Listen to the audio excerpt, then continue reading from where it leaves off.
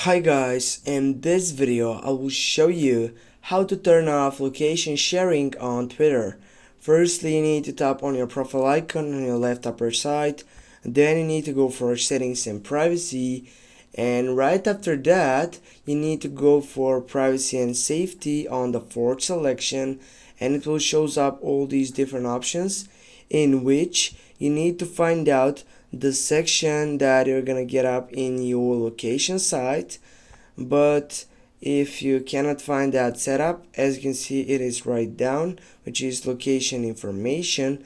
Go on that site, and here it will shows up these sites in which on the second selection you need to make sure that this is turned off. For example, if it's like this one, you need simply to turn off this section, and with this we have turned off location sharing on Twitter. Thanks for watching. Don't forget to hit that like and share the video. See you soon.